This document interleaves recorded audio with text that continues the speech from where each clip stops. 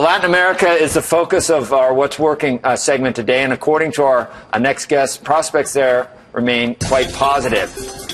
Joining us now is William Landers, Managing Director and Senior Portfolio Manager for the Latin America equities at BlackRock. And I'm just going to let you know up front, Will, that Michelle's going to listen to your pronunciations on all of these things. So, and only in the nicest way will she correct you. But number one, given that, I mean, it makes sense to me. They're actually growing down there, aren't they? I mean, there must be opportunities where it's not just as an alternative to 0% return. I mean, down there, things are actually percolating, right?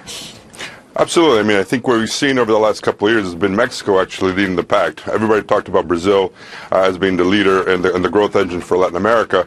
But Mexico has been actually the economy that surprised the most. We have a new president there who's actually pushing forward a pretty aggressive reform agenda that could open up the energy sector in Mexico.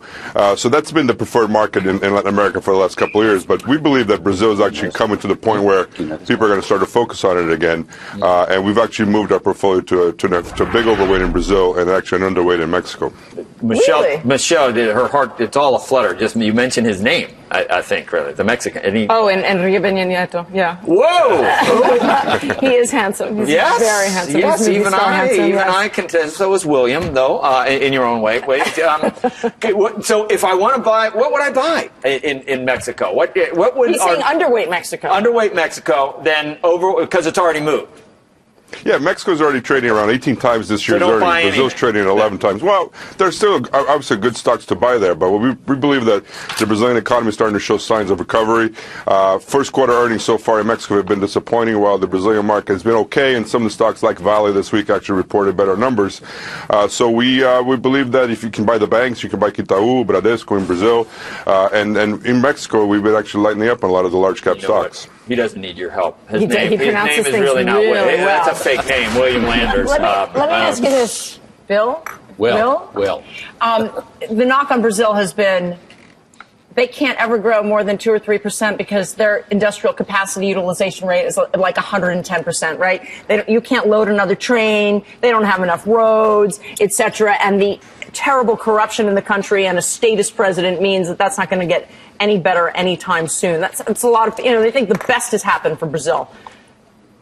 Look, I mean, I just spent 2 weeks in Brazil, came back last week. I spent some time in Brasilia as well, talking to some government officials. And clearly the rhetoric from Brasilia is improving. They understand that they need the private sector to make these investments that you're mentioning.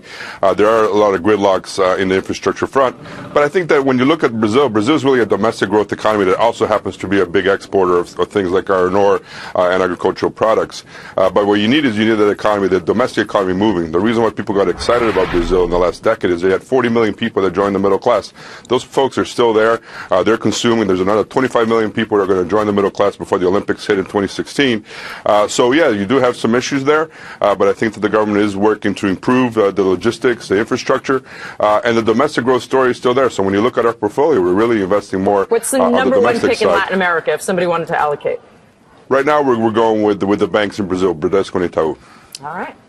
Will, good to see you this morning.